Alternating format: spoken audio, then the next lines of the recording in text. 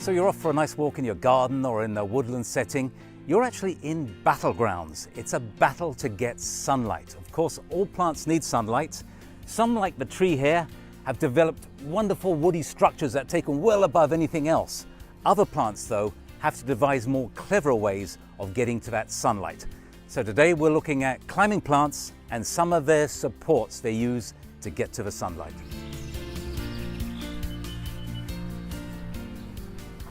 Well, let's look at a plant that really is designed to climb up trees. So lets the tree do the growing, and then it's able, in fact I've got an example here, a little branch. Just along the stem, they produce little rootlets that are able to bond to the bark of trees, and as you can see, are quite happy about climbing up. In this case, we've got a pressure-treated fence behind here, a rough-cut pressure-treated fence. This is only one plant and it stretches all the way down there, about 20-25 feet. And every year it comes back and does this amazing performance. It's relatively easy to maintain. The branches just break off very easily. Now, if you're familiar with English ivy, it has rootlets as well, but it can be very difficult to pull out. And on a tree, it can be very, very difficult. This one will lose its leaves. What it does have, though, underneath is a bark that's kind of red and exfoliating. So even in winter, you may not have the leaves, but you have a wonderful bark to look at. So that's the climbing hydrangea. There is a Japanese climbing hydrangea I have at home, which is a little bit different. It has a ghosty-like leaf that's also very useful for climbing up trees and reaching the sunlight.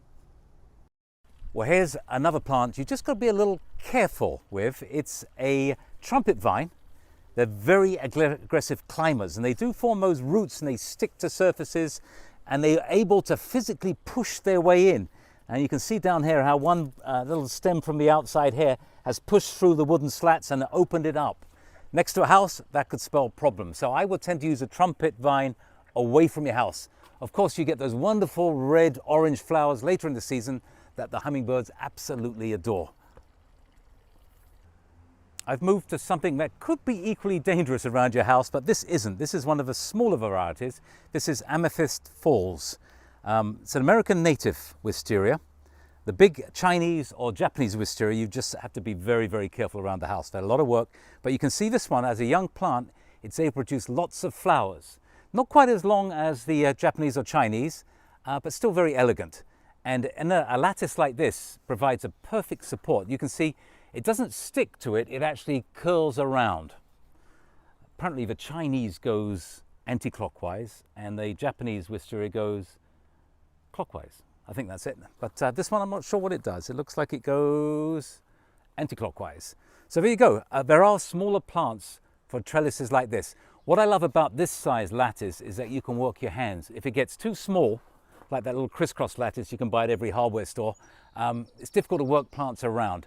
This one, you're able to maintain it quite nicely. And over on the other side there's a rose I want to show you. Well, some plants are called climbers, like this rambling red climbing rose. It really is an excellent, reliable rose for our area. As you can see, it has this beautiful red flowers all summer long.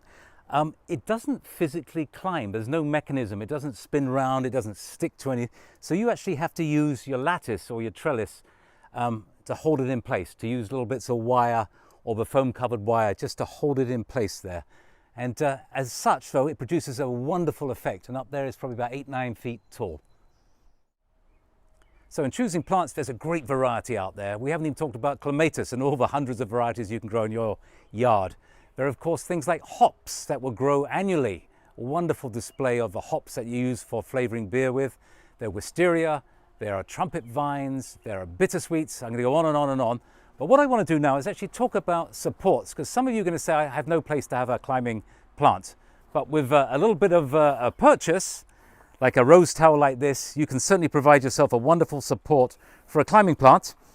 In fact, we used one just like this a few years ago to put a climbing rose in at my home, and you should see it now. Just look at that. It looks absolutely amazing. Flowers just about to start. Something smaller would be a smaller little rose tower, and there are these ones that will allow you to adapt to a flat surface, to something that can stand by itself. And again, all sizes and shapes. Now, if you've got an indoor plant and need a climber, a mandevilla or something like a bougainvillea, a little vine support like this is wonderful. Does very, very well.